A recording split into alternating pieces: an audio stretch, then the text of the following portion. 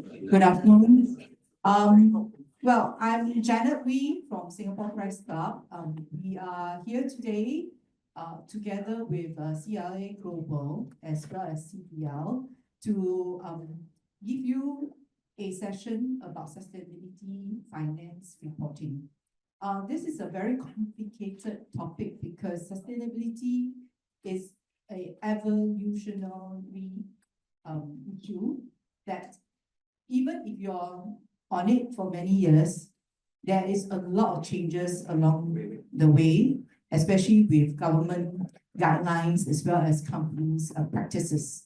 So today we have a very good panel that will be moderated by Jovi Ho. Jovi Ho is with The Edge, and he's also one of the winners of our Singapore Press Club, CDL Singapore Press Club Sustainability Journalism Award winner in 2024. So he is kindly agreed to moderate today's panel discussion. And we also have two other speakers that will be Maria. Okay. So you have Maria Teo, who is with the CLA Global. She's also an Associate Director of Sustainability and Climate Change Lead Risk Advisory. Yeah, I needed this to refer because it's very long title for her.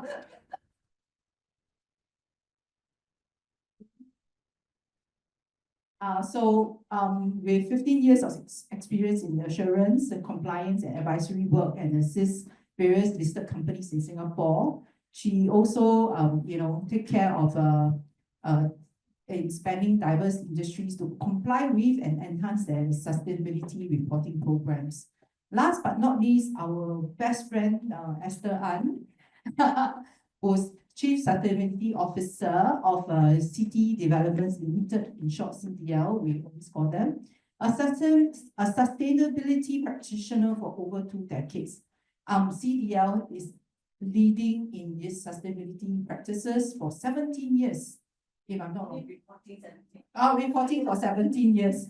So a lot of experience behind them, and they are well known. And she is she also does a lot of green movements, and and they also have a series of programs for sustainability through the year in their own premises as well. We are very happy to invite Esther as well. So with this experienced panel, I would like to hand this over to Jovi to take them through the discussion. And later on, please, you're welcome to ask questions. And please, when you're asking questions, to inform us of your name and company that you represent before you ask the questions. Thank you very much. All right, thanks again. Thanks, Janet. And good afternoon. Thanks for joining us today. Thank you to CDL, thank you to Singapore Press Club, and thank you to CLA for putting together today's event.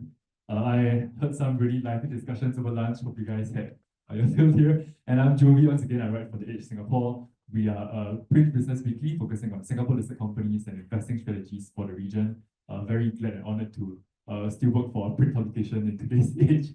Just want to put it out there. And today I'm joined by our two panelists. We've heard a bit. Esther, Chief Sustainability Officer at City Developments Limited, or CDL, and Maria Teo, Associate Director, Sustainability and Climate Change Lead, Risk Advisory, CLA Global TS Holdings. All right. So welcome to the both of you. We'll start with a few questions that we prepared today, as mentioned earlier, and then we'll go to the audience questions later on at the end of today's session.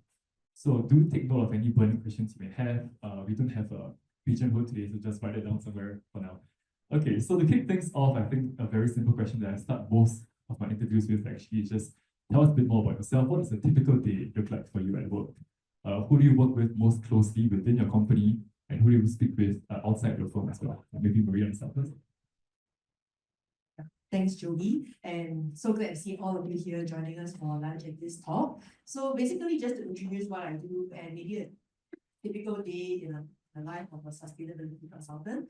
My team and I provide sustainability advisory and reporting services to a wide range of industries and clients. So basically, you could say that in a day of our life, we would typically be helping clients answer some sustainability questions, be talking to them about what their reporting is going to look like, guiding them in terms of what future changes will be coming down the road, as well as in maybe what I like to call my co-curricular activity. I deal a lot with industry players, guiding young people who want to join either the accounting or the sustainability industry, as well as how do we develop pipeline, build capacity, and also work with our educators in getting students into these roles. So while it's very difficult to describe an average day, we typically are juggling quite a few things in our plate, and notwithstanding things that are coming up, right? So we have new standards, new compliance requirements, new developments in the industry. So part of our role is for learning and development. So we try to break down what this means, what are the impact on our clients, on ourselves as consultants, and then digest this and bring some awareness and education to our clients. So maybe I hand it on to Esther as well. Thank you. How much time do you have? So for sustainability practitioner, the life has changed a lot. I started in 1995 actually with CDL. I set up the whole corporate communication PR department then, doing annual reporting, media, investor relations, and only in 2010 onwards more like dedicated as in sustainability. And 2014 I carried the assumed the role as CSO. At that time, when I showed the name card, people were saying, interesting, what do you really do? That was 2014. And but today, almost every day, wherever you talk to, TV, social media, I will buy you dinner if you don't see the word sustainability or ESG. So that's how we have changed our life, because now the so-called typical day, not quite a typical day, but like, I just came back from Baku on Saturday night. And then Sunday, rest for a day. Monday, day trip to Bangkok to attend the ESG, the UNSCAP Sustainable Business Council meeting. We interface with many people. A day trip, then reach home 12 midnight, and then the next day we have a rest. We have a conference yesterday also, breastfeed, and then at night we have a movie, for women who have actually traveled to Gobi Desert and Mongolia to raise funds for Nature Conservancy. And then 8 p.m. we have a production meeting, So the whole day is like at least 15 hours working day, almost, And today we're here, and then, tomorrow again. And next week we will be hosting a very, historical event on the 8th of December. And I hope you all will join us. We are staging a very exciting event featuring two legendary climate heroines, Dr. Jane Goodall and Dr. Sylvia Earle. Jane is 19 years old, Sylvia 89 years old, spending 60 years of their life conserving chimpanzee and rainforest for Jane, and Dr. Sylvia Earle protecting the marine life. So they are really the Mother Earth and Mother Ocean. So first time in Singapore and Asia, we put them on stage together on the 8th of December. So tickets are still available, and ticket directly go to either one. You can choose to support Jane Goodall Institute or Blue Ocean. So please support them. We sold 1,000 over tickets already. So CBL as a corporate, supporter, we just provide the venue and help them organize and fund it. And yeah, these are the things that just to show you that we have interface with whether it's policymaker and also international sustainability leaders. And I also sit on board of GRI and chair the ISSB, the regional best practices, and Urban Land Institute, World GBC, Adria, almost like 20 board role. And not to glorify myself, but it's more like as an experienced practitioner, there's obligation for us to share knowledge and also find a Singapore flag. So my daughter called me international people. So, so really, I mean, it's also good for the Singapore branding. And but I learned something really very humbling that everywhere I go, when I say I come from Singapore, very well respected, and they feel that we represent best practices. So these are the things that I learned while contributing. And we continue to run. When I look at Jane and Sylvia, I have a long way to go to chase after them. 16 years. I only completing 30 years of my sustainability journey by December. All right, thank you. And looking forward to the event on December 8th, you mentioned, and they can find more details on your LinkedIn page for the concern. Very diverse range from $28 to $1,000, but $1,000, $500 all sold out already. So we have 280, 150, and 28 pounds. Thank you. And I'm sure we'll hear a bit more about your experience at COP29 that just wrapped in Baku last week. But for now, I just want to zoom in a bit on what Mary mentioned earlier. So in addition to your work here, you are also a council member at the Institute of Singapore Chartered Accountants, or ISSB. There you are chair of the Young Professionals Advisory Committee and a member of the Sustainability and Climate Change Committee as well. So many words here for the committee side, but maybe in actuality, do you tell us about the work there, the overlaps you see between sustainability and maybe the accountancy and audit sector?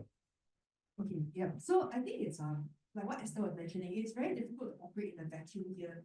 You have to not only share what you know, you also have to learn from other people in terms of what's going on, what are they doing, how can we all leverage the best practices. So I felt that being a member of the Sustainability and Climate Change Committee, for example, we just did a learning trip to the Temasek Polytechnic.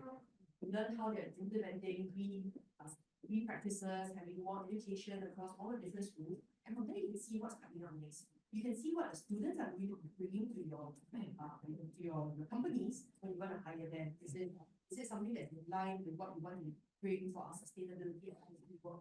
And we have to refine these practices further. So I felt that being part of these industry committees and networks really gives you a deeper insight into what other people are doing. For example, if you're only working within your company, you don't interact with anyone outside there in your industry, how do you know whether you are setting the right targets, whether you are having the right initiatives, are they efficient, are there better tools out there that can help you? So I felt that it's very important for all of us, whether it's a practitioner or an in-house sustainability person, to be out there to get your finger on the pulse, right? To kind of understand what other people are doing. So it's going to be even more critical going forward when GRI launches their new standards, when ISSB comes up with more of their standards out there. You really have to know how this is going to impact yourself, your clients, other people in the industry. And you can't do that if you're just reading things on your computer. You have to get a feel like that. I thought that was going to be very important, as well as being able to contribute back by either speaking at events, talking to people, or by hosting articles, participating in research papers, which will help to further what sustainability people are doing. So, for example, I worked with some of the papers on the Scope 3 implementation in Singapore, because that's going to be a very challenging topic. That's something a lot of companies are scared of. So we want to understand what are the barriers for people to pick up Scope 3 implementation. How can we help them? What are the tools that are going to be needed to empower these companies? And that's not something any one practitioner can do by themselves. So sometimes it has to be an industry effort. It has to be a group of people coming together to push these initiatives forward. So as with any sustainability talk, and we're venturing into this area we're called the alphabet soup, or these GRIs and the Scope 3s as well. So I think, of course, Esther, you're no stranger to this topic. And you tell us about the 17 integrated sustainability reports that CDL has put out. And I think there's something special about the latest one that came out in March, about TNFD, for example. So just to give an idea, we've heard about the forefront of what the kids, the polytechnic students coming up with, but maybe what is at the forefront of sustainability reporting now?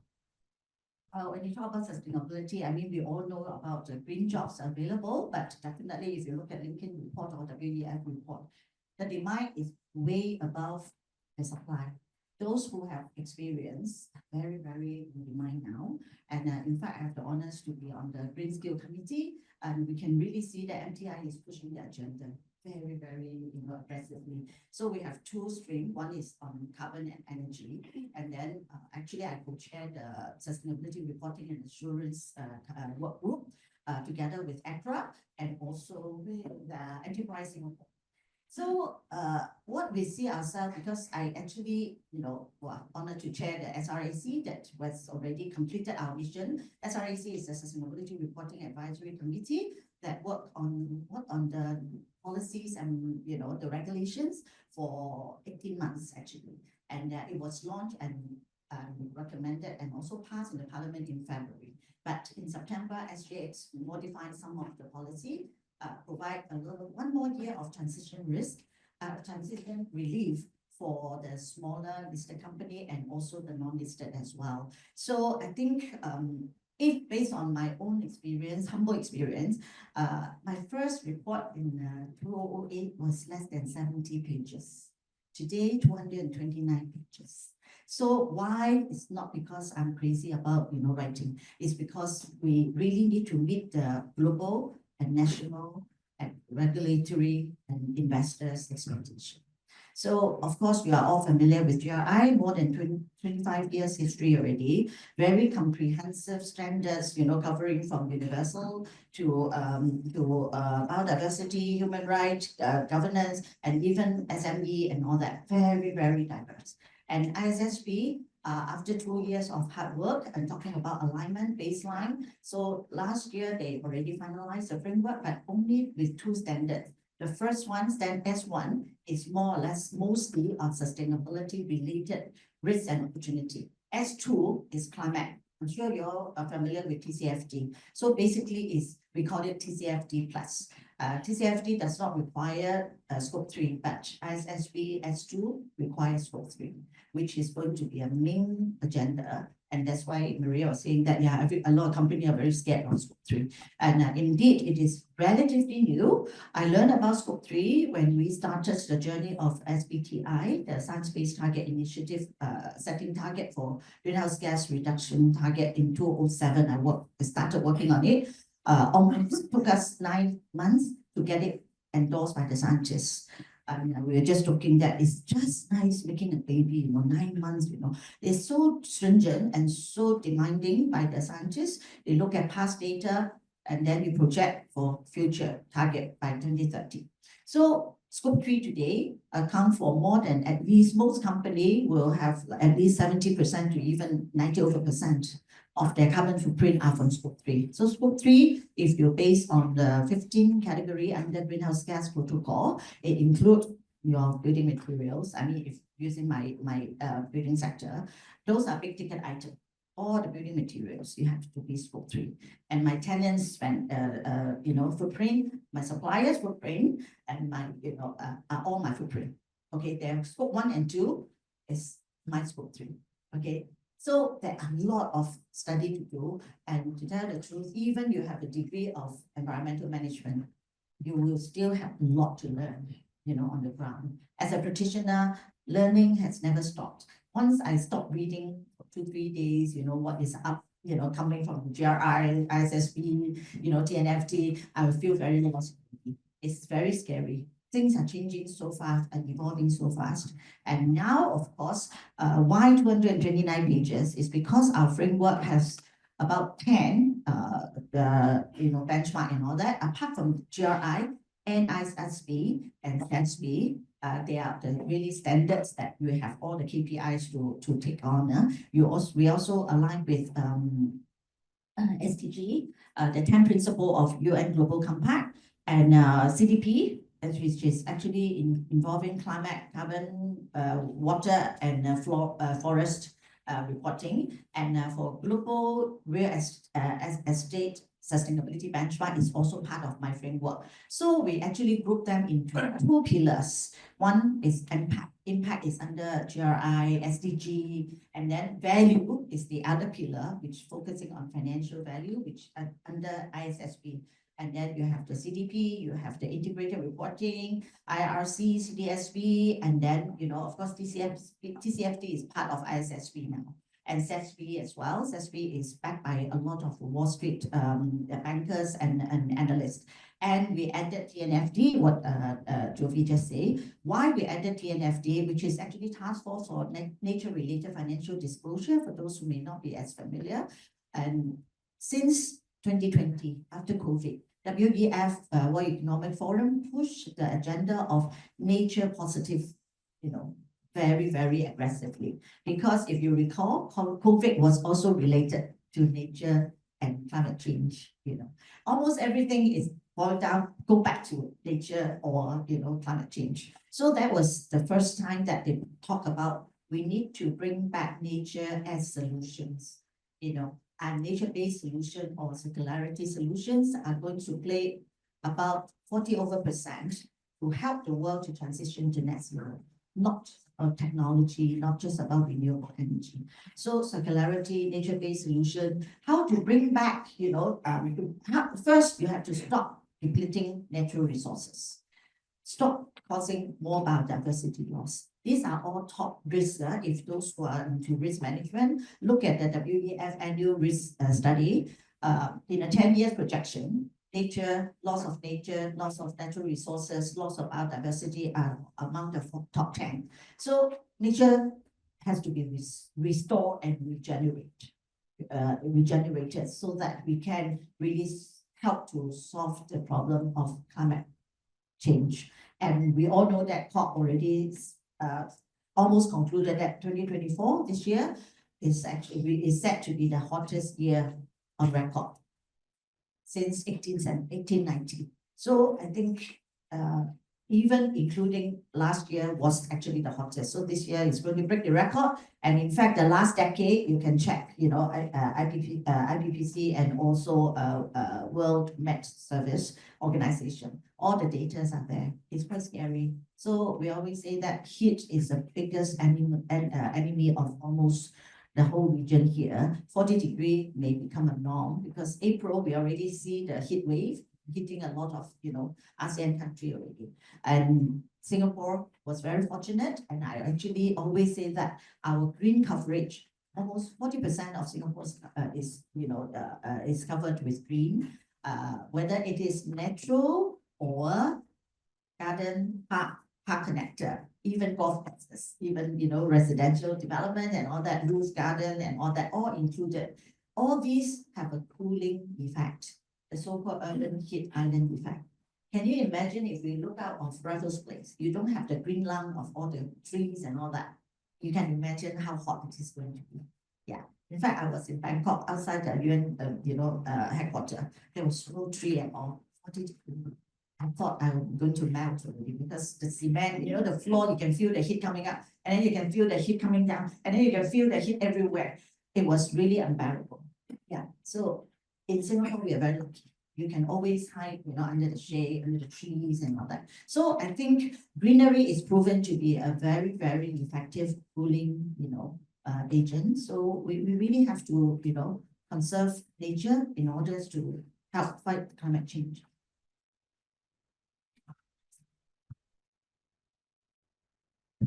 Okay, right. Thank you very much, Esther. So I think we will get into some tips and tricks on how to stay up to date with all these developments in a bit.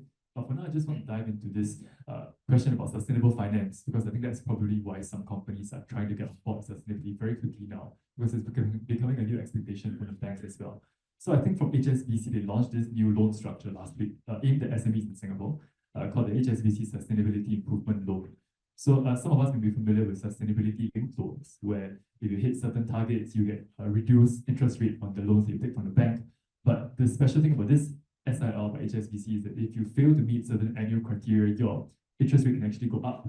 So it's not just going down, it's not just trying to hit the target to reduce your own cost of borrowing, but it may go the other way as well. So maybe to our panelists today, what are your thoughts on this maybe loan structures moving from carrots to sticks? It's not just an incentive anymore, but there's a bit of a punitive measure here. I launched the first green bond in 2017. Okay, at that time, the SLL was not as you know, common, but today SLL is very, very popular among the corporate borrower. And if you look at the last 5 to 6 years, since 2018, it has grown 10 times. 30 billion now, end of last year.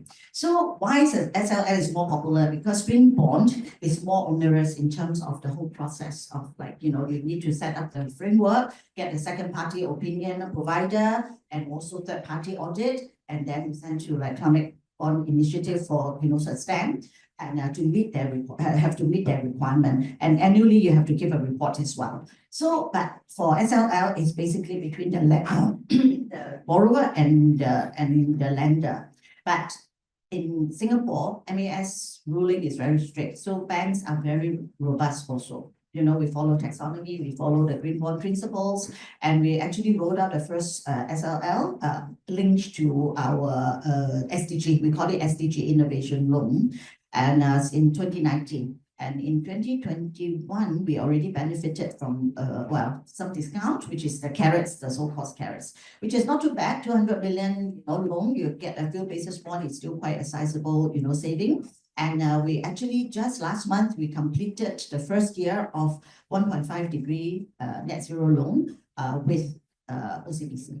So we met the first year's interim target, and again we have quite a good saving discount. Very hard to get saving from banks, you know. So their KPI is very stringent, and in fact in June, after we rolled out our TNFD report in March this year, we actually also based on the target and design SLL with DBS also. And basically the framework is very stringent. For example, 100% biodiversity impact assessment at our new development sites that are really next to or near the so-called nature sensitive area, the nature reserve and all that. So apart from, there's quite a number of KPI, like including waste management and all. So the first year will be next June. Hopefully we can achieve it, and then we can have some saving also. But I think one thing about sustainability reporting is there are real benefits. Yeah, but of course today a lot of companies, a lot of reporters, and say that there is reporting burden, which is also very true. In fact, if you ask a lot of corporate, you will feel that, wow, there's so many, all the acronym, just now I rattled off all the GRI, ISSB, TCFD, TNFD, it's like quite mind-boggling. And in the world, there are 600 standards and ratings and benchmark. It's quite scary. So, the soup is getting hotter and more, and hotter and spicier and all that. But if, and the benefit, there are a few, because you need to meet the requirement of regulator, because it's getting more and more. And then investors are all assessing, you based on your ESG performance, especially the ESG impact investment. Then the third one is actually the insurance company, which is increasingly more important now because premium has been going up a lot. And the threats, climate threats, nature threats are real. So most companies will see that the uptrend of insurance premium, and some are even not insurable and become stranded assets. So as an owner, we have to be very careful about insurance. And all these are the financial sector that are driving and also committed to net zero, because they have to answer to, they have to fulfill their commitment. So they will actually filter down the pressure to the borrower, to the, insurance, corporates.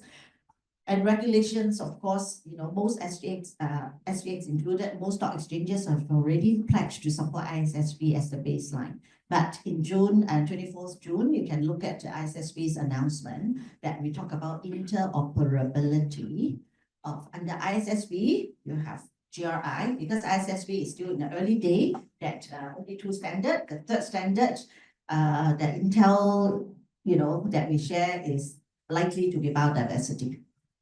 And that is also why nature is so important. So GRI has the whole complete range of standard because 26 years now. And the biodiversity standard also evolved from 304, now is 101, which is much more comprehensive. And of course, we have all the other standards and all. And TNFD is important. It's also recognized by ISSB as interoperable. Then TNFD is all about nature. The KPI is actually the structure is still the 4 pillar like TCFD, which is risk management, governance, matrix and standards and strategy. But of course, the indicator under each pillar are very nature or biodiversity related. Like for example, as a building sector, we have to look at our impact, the dependency between our development and the surrounding. So there are a lot of things that we have to learn, and all these are new. And so financial sector are the key driver, because nobody is going to build a 500 million development using cash, right? You have to talk to bank, right? So bank have to assess you, not just the normal credit rating, but also your sustainability rating. So that is why it's so important for all those MSCI, Global 100, CDP, Dow Jones, and all those.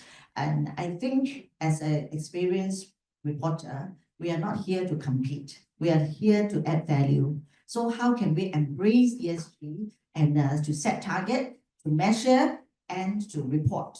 That can help us mobilize capital, whether it is investors or bankers' money, to accelerate action. That is what the whole, the cycle is. But of course, along the way, you need to bring in your value chain, your supply chain, upstream, downstream, and your contractor, supplier, everyone have to be aligned with our net zero goal.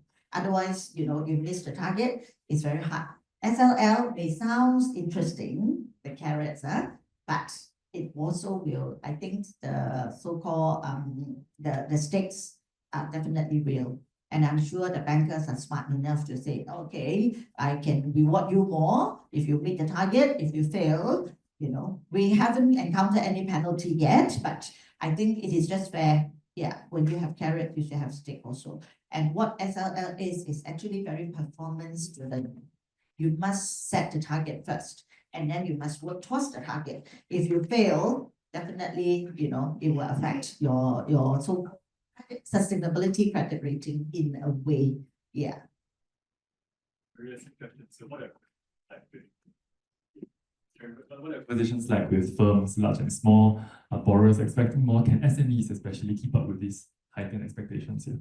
I think previously the perception was that this sustainability finance topic was something for the big boys. So only if you want massive amounts of credits or if you want a huge loan, that's when you look into sustainability linked loans or bonds. However, now what we're seeing is that even SMEs, even small listed companies or non-listed companies are looking to this as an alternative financing mode. So for example, something as simple as you want to install solar panels on your roof, but you need financing help. That's also an area, a very small project, which you can look to sustainability financing. So in the sense, the carrots are there for the SMEs as well. And then a lot of people are looking into instituting a financing framework for the sustainability loans and bonds. And that is really the time where they realize they have to get very serious about the targets that they're going to set. For example, we've got some clients where, you need to report your targets in your sustainability report. If you're not going for a loan or if you're not going for financing, they'll say, okay, just put 5%, it's okay. There's no benefit or no tangible returns if you're going to hit this target or not. Maybe your sponsor will come after you and say, hey, why didn't you hit your targets this year? But that's about as bad as it gets. But when you're talking about a loan, now things get real. There's money on the table if you do not hit your targets. So what we have seen is that suddenly my clients are getting very serious. They're talking about, if you put 5% here, how am I going to hit this? What are the initiatives that you are going to do to get that 5%? So then they have to have some steps in place. They cannot just put a number there and hope to achieve it in 5 years, 10 years, or 20 years. They actually have to have some concrete steps, some investment, whether it's resources or money or putting a person there to achieve these targets. And I think that's the benefit of having finance play a very critical role in the sustainability space. Okay, so when there are some economic benefits, suddenly business owners can see that there is a link between performing well in the sustainability side as well as reaping some economic returns.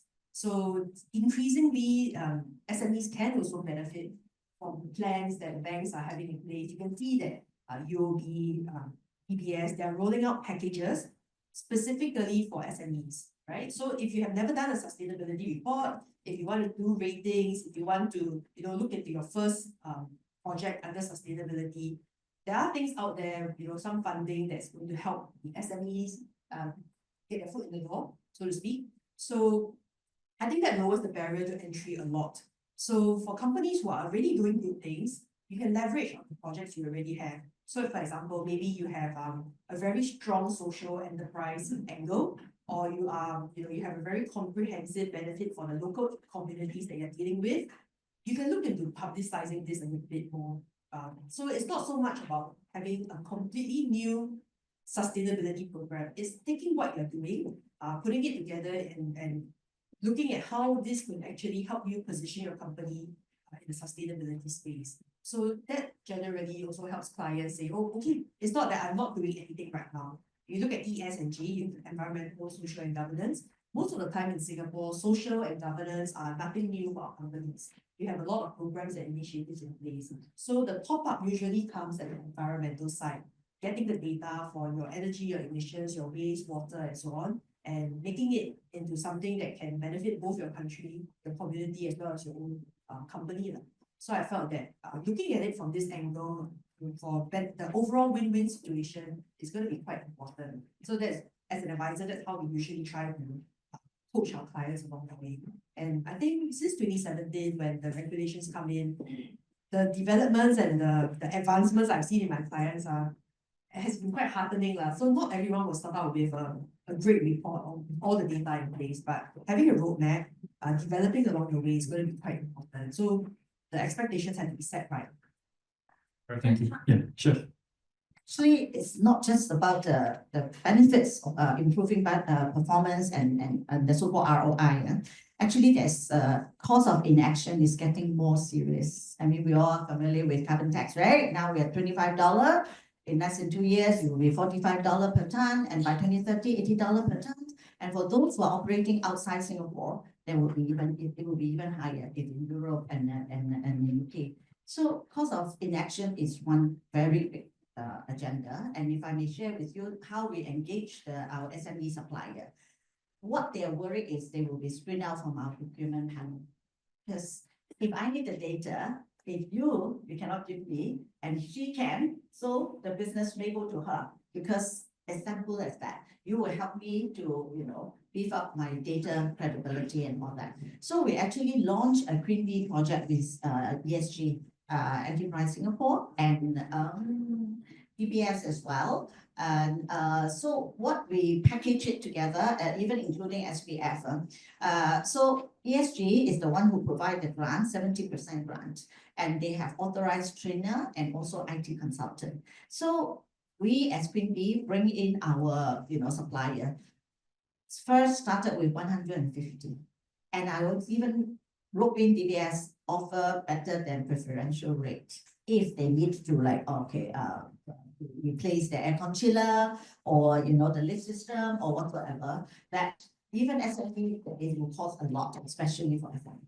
So after we package the whole thing, the end point is an 8-month program to help them build capacity internally to look at carbon accounting, ESG reporting, the roadmap, the pathway. And after the first presentation, so we are like, wow, such a good pot of honey, everybody will grab it, right? And the audience was close to, 80 companies. Only 4 took up our offer. Why? Say that we are not you, we are SME, we have cash flow problem. Even I want to learn, I don't have headcount to learn. Sorry, not even half a person. And 8 months is too long, I can't commit back. So just tell us what we can do to make sure that you won't screen us out from the procurement. So that is that. Those are very humbling learning from us. And even the whole investment is about $10,000 because ESG is providing 70%. And they are not so in favor of providing 100% because they want the companies to feel that committed. $10,000 to a big, large company, it's like, what is worth it, But for SME, they are very different. So we are also very humble to learn that it's like, oh my God, even 10,000, they ask DBS, can you give us by installment, three installment to pay for it? So of course the banks are not interested because the bank want to look at big investment, right? So I think it's a learning experience from the big boys with the SME. And so after that, we actually learned a lot, and we actually get the bigger SME to come on board to help us to market to the smaller player. And it works very well, like the Warhub, the UTech, the CBM, all the bigger boys, medium size. So through that, we brought in quite a number of, companies who signed up. Now we are hitting about 40 over, and our target is 100 SME. So we are moving, but SMEs are hard to crack because first, it may not be mandatory unless they are listed for reporting, for carbon accounting. And this is a subject that they are very resistant to it. Don't know what you're talking about, 1, 2, 3, and greenhouse gas protocol. So when you talk to them, you can't use all this big jargon. You will scare them. Just tell them what is your energy consumption, waste, and water and all that. Then the IT consultant and the consultant will train them and help them provide a template. You just fill in, okay, all these. Then we will work out your carbon footprint for you. And then you can provide data for your big boys, who are purchasing from you, not just from Singapore. Even you can help them to even open market to international. If you deal with European procurer is even harder. So we are trying to, help the SME to build capacity and even providing a lot of, I even offer to coach them on reporting and sustainable finance and then bring in the partners to come in. So I think we have the obligation to help the SME. In a way, it's just transition. We can't just say that, oh, you don't have data, sorry, you're out. You have, okay, in. So we give them like, okay, 2 years time, we have to, submit very, very credible scope 3 data. In fact, we have started scope 3 since 2018 already, but most spend based. So, but if you really want the very credible, data, you have to get from the source. Right. So I think we are all working together on that. It's a long journey, but the big boys have more resources, more knowledge, but the small, medium size are really quite challenging for them. And that's why actually SGX also relaxed a little bit from the February announcement that provide 1 more year of so-called relief for the scope 3 reporting and also assurance. But the listed big boys, no relief. Have to do it next year onwards. Yeah. 2027 have to start the external assurance. So you'll be kept very busy. I think that's true because I mean, definitely from our side, we have to keep ahead of what companies need to do, right? Because how do you keep your clients prepared and all that? So I think even the SMEs, you're seeing more stakes coming down the road. So that cost of inaction is very real. For example, you may not deal with large MNCs, but if you're interested in government tenders, they are now also allocating certain percentage of the criteria to sustainability considerations. So if you don't, right, the government is not going to be, I mean, you automatically lose out, like you will have no points for that section, whereas a competitor may have full marks. So you are now potentially facing a loss of government, large MNCs, large local companies as well in terms of business. So for example, we have a client, 80% of the revenue is due to one customer, and that customer is Amazon. So when Amazon tells you that you have to report, or I'm not going to consider you, that's a very real threat in the business because 80% of revenue may be lost overnight if you cannot renew your contract. So then it becomes imperative that you have to comply because that's a survival consideration as well. So for SMEs, right, because Singapore SMEs are so international, you can be dealing with European counterparts and all that. If your European counterpart comes and tell you that, hey, report and get audited under the cross-border adjustment mechanism, which is CBAM, you have to do it. If not, you will not be able to import goods into Europe. Yeah, so that potentially cuts off a very large market to our import-export companies, which are SMEs. So you may have one customer nowadays asking you, hey, what's your sustainability practices? I need to know. But going down the road, maybe that increases from 1 to 5, then maybe one day it's a majority of the customers who are asking you for this. And then that cost of inaction can become quite high if you are not poised to do a very simple sustainability report or to provide the data that you need. Thank you. And I think just moving here to a good example that I saw this year, ISSB launched in October, the Chartered Accountants body in Singapore, what it calls an illustrative sustainability report based on a hypothetical real estate listed company listed in Singapore. So in there, this document had explainer sections talking about why they had to mention this in the sustainability report. This is what a company can start referring to when they're creating their own as well. So what are some tools that you've encountered maybe by the government or maybe private bodies as well to help SMEs or maybe corporations large and small to understand what goes into a sustainability report and why is it important, not for them, but also for like their supply chains and so for borrowers. Yeah. Maybe I can just talk a little bit about this illustrative report and what this is, because it's a very new document.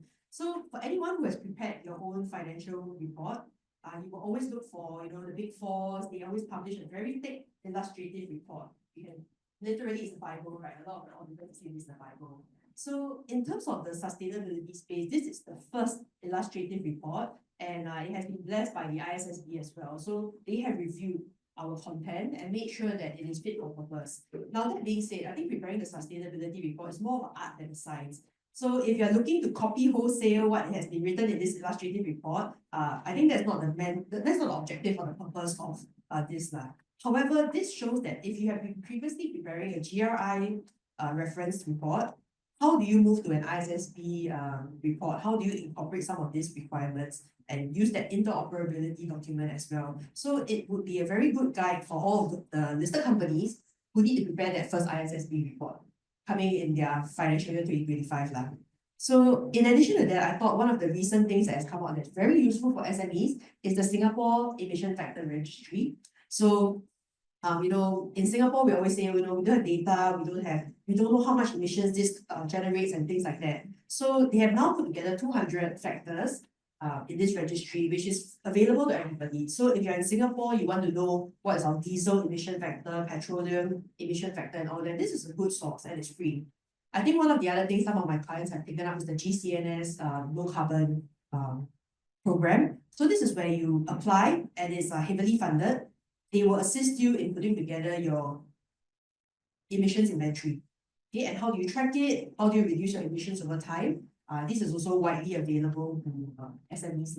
So in addition to that, there's also funded training. So if you don't know the first thing about ESG, you do not know carbon accounting and things like that, there are resources that can help you send some of your employees who are interested in this area.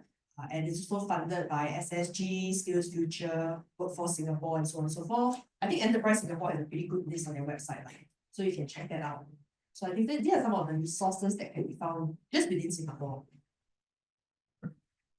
Actually, I revisited the whole report, 68 pages, and actually it looked very familiar because it's listed company property. So it's like, oh, okay, these are the things that we have covered. In fact, ours is a bit more comprehensive because of the long journey. And it's very useful reference for the beginner.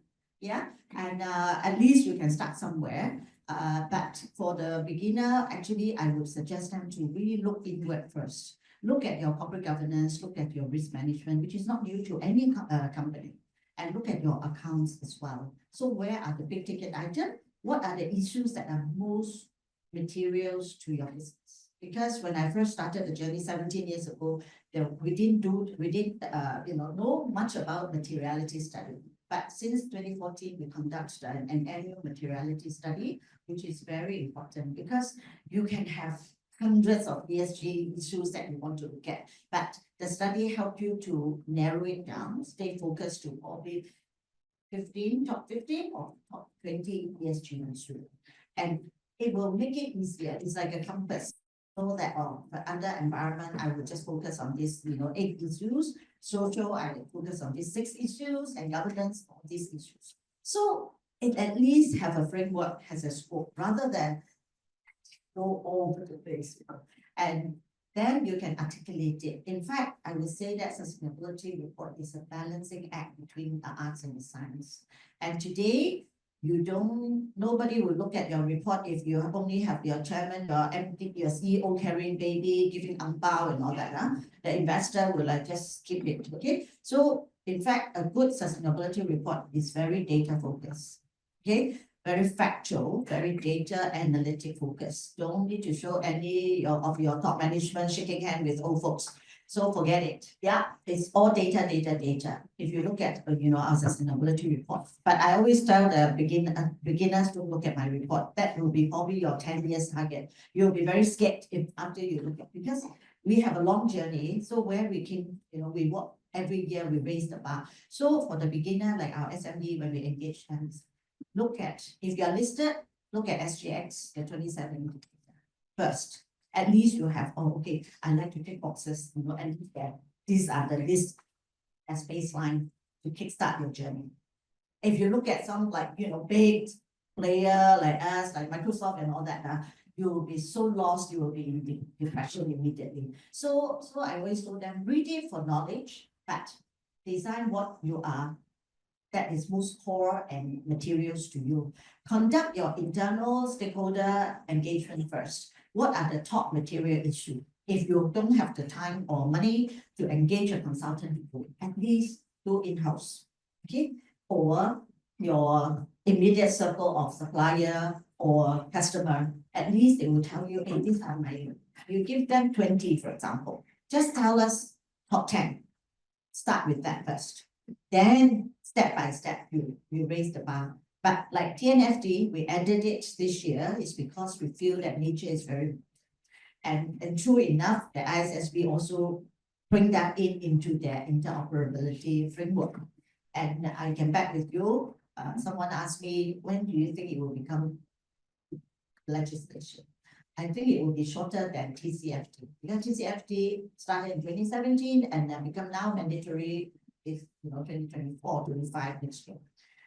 But TNFD is not that started at a year that is already very mature, and there's also urgency about climate change. So I think probably 3 years that it might become mandatory. Yeah, so that's why we don't want to do firefighting. Let us start first. And ISSB, the vice chairman always say that don't let profession, be the enemy of progress. So jumpstart it first, learn by doing. It's not perfect, but at least you know to start first, right? If you don't even pick up the trend, driving lessons, driving classes and lessons, how are you going to get your license? So start first, learn first, and then not perfect, fine. Even my first report, I always say that it's not perfect, but at least TNFD think, oh, it's very good report as a first timer. Join my task force, and I want you to engage the Singaporean and Asian company to adopt TNFD. So that is our extra role as an advocate. So this year, our report will be much better than even last year. So because we have learned the rope, you will do better. If you don't start, you just say, oh, let it be ready first. It may be 5 years, 10 years down the road, and it will be already, mandatory requirement before you are ready. So I think this is some humble experience that, be daring and, don't wait until the perfect time. Thank you. And I just have one last question before we take audience questions. A bit of a more personal one, and actually following on what Esther just mentioned. You're very active on LinkedIn, and there's a lot of information out there to be consumed daily. So maybe just putting aside the corporate business hat, but maybe on a personal level, what are some tips you have on how to keep updated on the latest developments? You said it's just easier to just dive into it and just start learning by doing, but what is your maybe personal routine in terms of reading and keeping up? Yeah. I sleep very little. Because in the day you're very busy, and then my reading time starts at midnight. So that's the time that nobody disturbs you and you can really focus. And for LinkedIn, I'm very honored to be a top voice, but I'm also learning a lot from other local leaders as well. So there's no end to learning. And I'm a very, I'm workaholic basically. So normally I read until 2, 3 a.m. And then when you see my post, you will notice that, oh, 3 a.m. you're posting, are you crazy? I say, yeah, sorry, I'm a night owl. So I think it's, you really need passion. When I hire people, I look at not so much their experience, but it's the passion. You can see from their track record, from school and all that. And also look at personality. Without passion, you cannot be a good sustainability professional, because the area is so new, the profession is so evolving. In order to do good, you must have the fire and drive to learn, to really, pick up, what is the ABC, alignment with global or national or industry best practices. B is how to create a business value for your company. No point you just do a big report that no value add to your company. Your board of directors don't know what you're talking about. C is really collaboration, and also, climate emergency. Always think that we need to run very fast because there's urgency.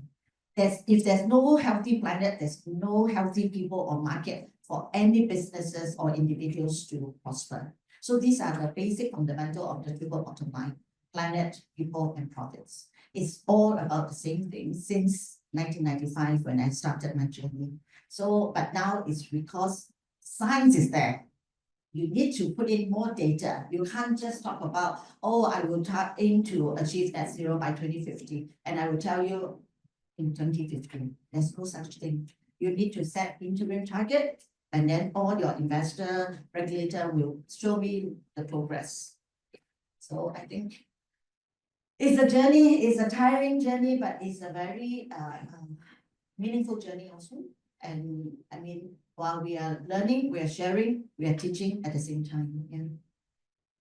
Yeah, I think besides the never-ending reading and things that come out, right? Some things I found that help were, leverage on technology. So, for example, you have your feeds. So you have things like LinkedIn, which always provides you what are the things that are coming up.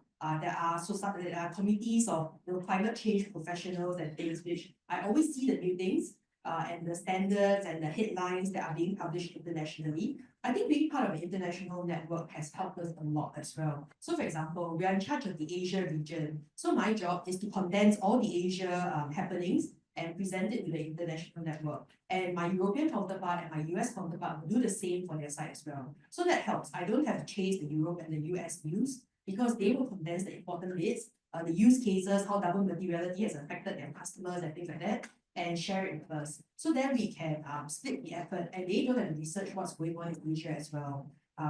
The challenge I have for my team as well is we always share these news among each other and we talk about how is this going to impact our clients in different industries, in different areas, and then the directors will also be discussing, okay, how do we present this, the impact to different classes of clients. So the manufacturing clients will have a certain interest, construction will have another one, retail, F&B. They all have different pain points or different concerns. So we have to think about how this is going to affect different sectors. So I think that's really interesting. And I think just to borrow what Esther said, you have to be very capable about all these things.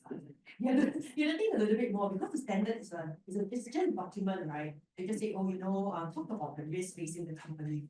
But how do these risks actually manifest? How do the businessmen think about this risk? So I felt that by having conversations with my clients, that's really where I learned the most about their challenges, what are they facing, the day-to-day of their supply chain, how are they going to operationalize sustainability. And then the questions they ask me make me think more.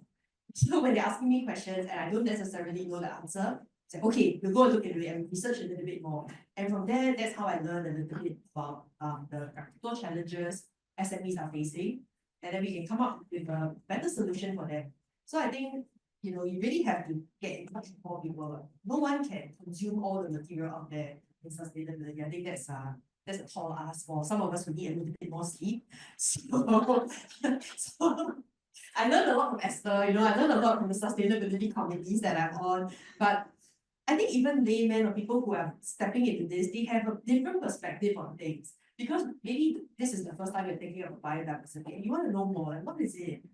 We talk about nature-based solutions. Is it linked to the, where people paste articles on worms who can eat plastic? Is that something to do with that? So, having that different kind of thought process, bouncing it off different people really helps. I find that helps me.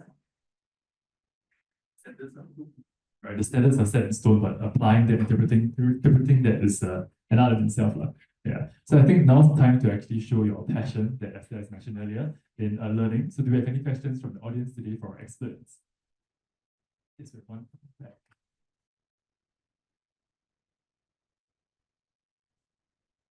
Thank you very much. My name is Bo Tiong from Malaysia Communications. Is there an organization that can assess that your sustainability reporting is top-notch, that you have met all the measurement, all the standards you have measured, and you have scored very high?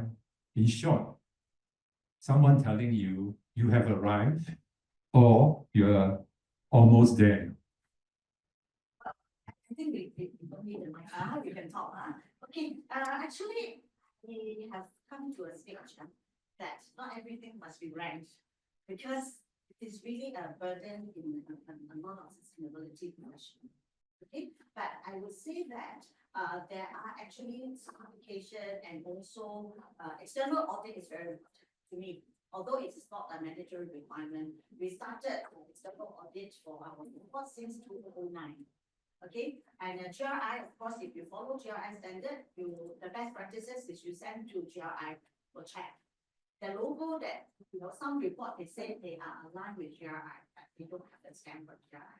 That means they did not send to GRI for check. It's like an audit. Okay, I always believe in external because it's like a financial report. If you don't have external audit, what are we reading? What is the credibility? And external audit is demanding, it's time-consuming, but we learn a lot from external audit. Yeah. So for our report, we have 6 sets of audit, and we have the ISO 14001 for environmental management, 14064 for greenhouse gas emission, and we have GRI also checked by UI actually in our shoulder. And ISSB is also not ISSB, the TCFT, CDSB, and SSB, all audited, you know.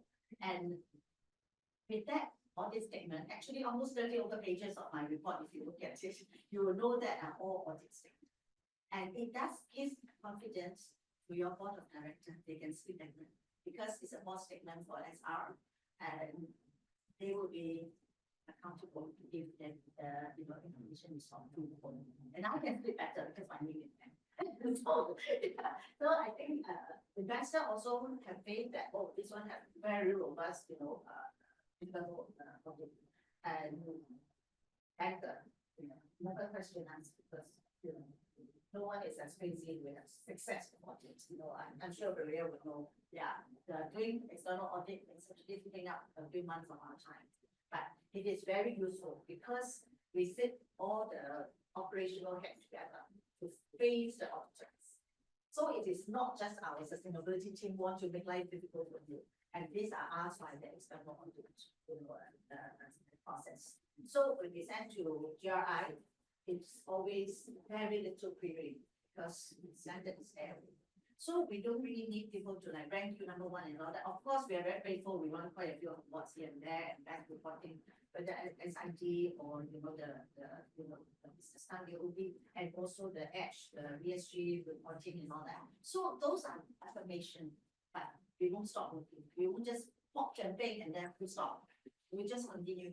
Those are signals that you're doing the right thing, doing the correct. But the external audit and assurance, that is when you sit, you already know that you are there. I think anyone who what Esther has mentioned, the rating agencies are getting more involved with this. So you've got the MSCI, the S&P, but they are all participating and creating ratings. So if you're not of CDL's league, you will be somewhere among their ratings, and then you might want to improve that. So a lot of clients will bring the results to me and say, hey, this is the result that I got from MSCI. Is there any way that I can improve my rating so that when I go to the bankers, they give me a better rate? So there are actionable things there that we can work on. Some of them are maybe a 5-year plan, some of them have a 1-year, 2-year plan. So the important thing if you want to improve these ratings, you get a roadmap. What are you going to do in the short term? And then maybe longer term, you need a bit more foundation first. What do you need to do before you do that? So, for example, if you want to set a climate target, but you have not even completed what your scope 1 and scope 2 emissions are, you're not going to be able to set a very realistic target. So, for staging data gathering, quantification always has purpose. Then you start building on this to get to more sophisticated, more complicated things. Just to add on, MSCI is from C to B, triple B, and then A, double A, triple A. So it's a lot of, it's almost like Singapore education. So of A and all that. So we actually started in 2010 and very humble that we maintain at triple A all this year.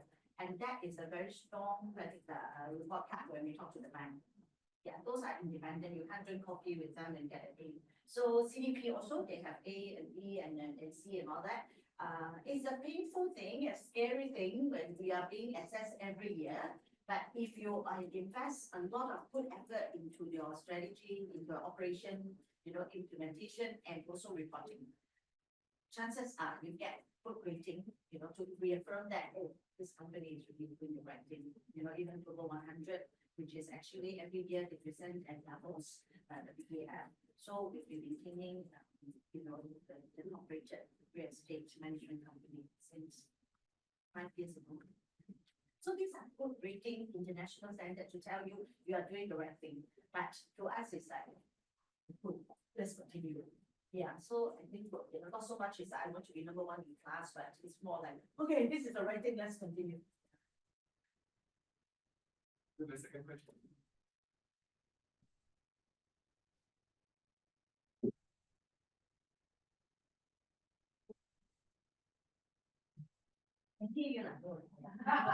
Okay. I'm just wondering, from the perspective of press media, how do you feel that the media has contributed in knowledge sharing with the public about these events? I think it's very, very important because I mean, the men in the street or general executives, they don't have the chance to, always attend conferences like the business executive. And I think media is playing a really critical roles to raise the awareness and also impart knowledge and also rally for action. So I think the reason, few years actually, even not so much 10 years, but the recent 5-6 years, I've seen a lot more reporters are really, really savvy in reporting ESG or sustainability stories and articles and trends and more. And I think, I don't know whether 10 years ago, whether they have an ESG page or a sustainability page, which I have some doubt on. But today, actually almost every major media, not just Singapore, I'm not talking about even Reuters, Time Magazine and all that, and they really invest in beefing up the capability of their correspondence and all. And of course, there are some shining stars because they're passionate. They really deep dive in the subject. And you have one example. That is really, I think we met very when you just starting out, right? So I think we did the first article on our climate water, and now today we should know more than that. So yeah, so I think it's also depending on personal effort. It's like sustainability professional. Some can be like 20 years, also just here because 9 to 5 job. But some are like moving very fast. I can see some of my younger people, they're very hungry to learn. Those who excel faster than anyone else. Those who want to have a comfortable 9 to 5 job. Yeah, same for media. And I think it's very important, especially digital. I think the outreach is like 2 million. And nowadays it's different from last time, not just the print, but also social media very important. So I think the text is good in a way.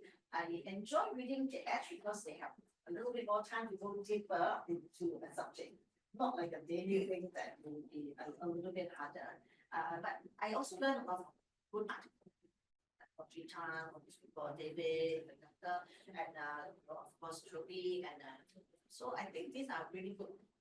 I select, who to read from. Adding on the flip side of what the role media plays, right, is that there are a lot of lawsuits and climate action cases coming up. It's also important to highlight the failures sometimes. So when people have not done what they should have in the sustainability space, or they're not being responsible, or they're greenwashing, I think the media also has a role in highlighting that these failures happen. It's similar to having a fraud in a company, right? So, if there's a corporate governance failure, the media picks it up and highlights why did this happen? What's the impact of shareholders and the stakeholders? How do we prevent such things from happening again? And likewise, when there are people who are greenwashing or even greenwashing, it's important that these are highlighted so that that reporters also know that they shouldn't be irresponsible in what they're reporting. They should report factually. They should be based on the data that they're having. It shouldn't be maybe hiding a secret oil spill that they did somewhere, or a secret rubbish dump that they have in a third world country and so on and so forth. So it helps keep people accountable when they know that there could be a potential backlash if people to be irresponsible in their ESG practices. Maybe for Jovi's one of you as a wonder. So I actually wanted to ask this question back to the expert. So I have this question that I asked at the end of my interview with sustainability experts. I asked them, what do you think the media is overlooking in terms of in your field of work, in the area of sustainability? So maybe for journalists in Singapore, what do you hope that we get closer to look at, aside from maybe the achievements of your work? Build up awareness to rally action is very important. Highlight the fact that impact. Singapore is very small in terms of global greenhouse gas emission. But what is the role that Singapore can play? It's not just our greenhouse gas impact, also best practices and also area for improvement and what we can offer to the region. Because I think now the key thing is to drive action to create that impact that we want. So we are not here to find fault, and we are also not here to personally. So I think building capacity is very important, and that is also why we built our Net Zero Sustainability Academy. Since 2017, we have actually opened the door to 39,000 people to build capacity. We come here to talk about green building, net zero, and SDG and all that. So rent-free space for people to come and promote what they want to say. and about climate action and this. So I think partnership is also very important. So I'm sure your media are very well connected and very well attuned to a global, because I think we should not be just inward looking. So how media can bring in all these best practices to widen the perspective of Singaporean. That is the biggest role I feel that journalists. I think personally, I always enjoy reading the articles about innovations in this field. So in terms of solving some of the problems that corporates might have, or looking at how we can tackle industry-based problems. Like for example, NUS just came up with their new certificates in the sustainable medical industry. So this means that if you're in the medical industry, you now have more avenues to get education about how to be a sustainable medical provider. So these are things that Singapore can be a pioneer in, and we can share a little bit more about these creative or solutions or groundbreaking things that are coming up, and it also helps profile what Singapore is. So I think in the finance field, the tech field, there are a lot of things coming up, but it's good to have a bit more spotlight with what Thank you. It's been a very, very fantastic discussion, very energetic. I'm Nishta from Haymarket Media. One question more towards both of you, but more for you, Esther. The companies that you work with, the vendors, the third-party providers, how much difference do you see between partners from Singapore versus the rest of Southeast Asia? And, what could be done better from Singapore to make a more equitable ground for companies from outside? Because Singapore is a leader in this journey, in this area in many ways. But how can the other corporates also be, the smaller ones, be brought about to join this whole momentum? I think I won't look at it from just the procurement perspective. That is handled by my project team and that, and also the main contractor are the one who deal with the subcontractor and vendor. So, but my only humble experience is on board of the Sustainable Business Council for UNSCAP, which is the Economic Commission for yeah. So that actually I just came back from Monday the meeting.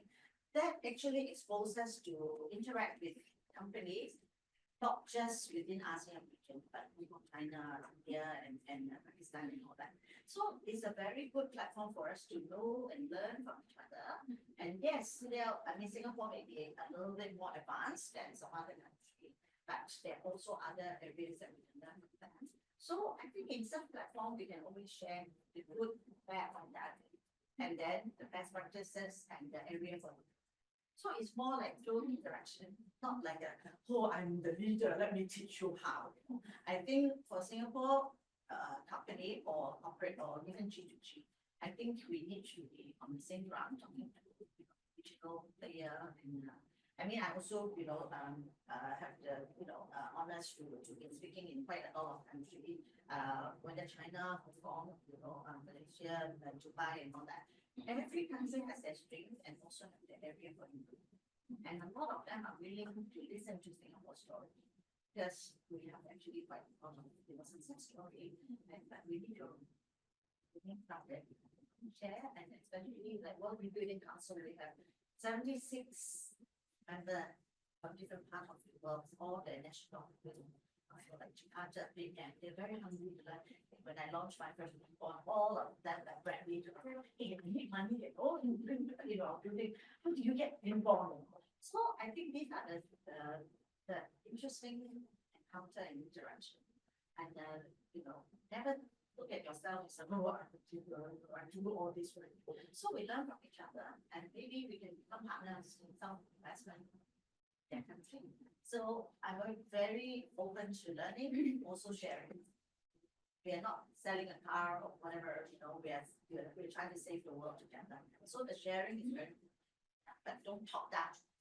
So we always like, hey, when people, how can I learn from you the Philippines? How can we work together?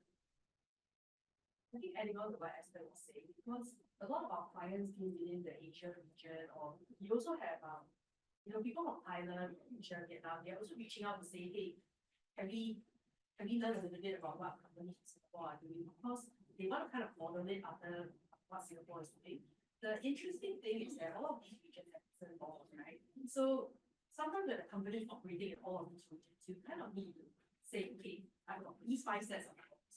What is the bare minimum at least I need to do? Not even talking about excellence yet, but how do I make sure that at least meeting the compliance requirements? So there's some harmonization that needs to go on, and there are upcoming laws that are coming on. You don't want to have something and then it's not fit for purpose in 2 years' time. So I think the challenge of all these are multi-geographical region companies is that you do need to look at what's going to be best for your company, given the regions that you operate in. So that's not going to be the same as a pure Singapore business, pure US. So I was talking with Jovi about this just now. Like, you know, a few years ago, when we were talking about IT, data protection, there was also this issue that Singapore had internationally achieved you've got all these different regions, right? And they're not necessarily good or bad, but they're just different. So how do you come up with a program that you help to cater to all of these requirements going on? And then after you reach that, then you want to reach beyond that and excel. Okay, so I think the challenge nowadays is that sustainability is a global problem. It's not going to be a local problem. So you do have to work with the global counterparts. If you are dealing with different markets, you have to engage them to find out what they need. I think that comes out to stakeholder engagement as well. So understanding what the stakeholders want from the different regions, and then how do you cater to them? So that's kind of a challenge that is going to get more and more complicated. To be having a platform in our Sustainability Academy really opened the perspective. Yeah. We hosted the Mongolian Monetary Authority last year. So it's very, distant, but there's so much to learn from people from different parts of the world, especially we operate in 29 countries and regions, and we are mainly headquartered in Singapore. So the more so we need to be actively engaging, go out of your comfort zone, learn from people. And I think we set up this platform, it's really opened the door for us to see, to learn, to hear, and to really interact. And we even have events like, Uplifter, which actually dealing with social issues of helpers, domestic helpers. So we can't just look at business, we also look at the social side, because a lot of investors always ask that, ESG, seems like a lot of companies are doing very well in E. The S is lacking. So that's why the social side also needs to invest in it and see how we can do better for not just for your own Singapore, the social sustainability, but also outside. There's so much to learn. It's scary. Actually, it's like when you open the door, it's like, what is alternative talk? The last 2 weeks before, while we were in Singapore was also very busy with the Otter talk, 2 weeks aligned with the same team as talk, because not everybody can come. So Malaysia also have a similar setup. So we were like, oh my God, I dialed in at 6 a.m. to Malaysia to talk about talk. Because we're 4 hours behind. So it's like 6 a.m. After that, then we go to the real talk. So I think the world is very interested to learn and share. So we always have to open up and learn and talk to them. Thank you. Our panelists are still here for everything today, and speak to them one-on-one later this, but I just have one last question before we wrap. It's just a short one. What is on your wish list? What is one behavior or practice that you would change to make your work in sustainability a lot easier? I think dealing with a lot of SMEs, right? The mindset is always that I'm so small, I can never impact change, and that's a very scary mindset. Where if everybody would have had this thought that I'm too small, I cannot do anything, so therefore I don't do anything. I feel that if I could change something, I would like to change is that if everyone felt that no matter how small, if I just do my part, I'll just do what I can. So then we have contributed effort, then everyone would be working towards the same goal, rather than everyone stepping away from doing something about it. That would make our life a lot easier. So if everyone was approaching this as, okay, I would like to know what I can do, and I'll try my best to do that, I felt that it would really change the way we approach. Well, life will never get too easy. There's so much regulation, so many standards, ratings, ranking. And I really find some solace, in buying TNF from region, because I think none of us would hate, to have fresh air, to have clean water and all that, right? So I feel that while, different standards are fighting to be the baseline, to be the best, standard, I think nature-based solution and the task force for nature-related financial disclosure is really very useful, because nature actually accounts for almost more than 50% of global GDP. That a lot of industry are relying on nature, whether it's fishing, whether hospitality, F&B, almost everything you think of is cruise, tourism, a lot to do with nature. So I hope that nature can be a peacemaker to bring all these, different standards, the differences between all the standard sector, regulatory sector to come together to understand that we only have this one planet. We all fight, but the planet is dying. So even standard A win, but it's too late. So I really hope that we will put the objective and focus on the larger picture of the planet, not just about which standard is the best standard. And on that hopeful note, I think today's panel, thanks for joining us today. Let's together for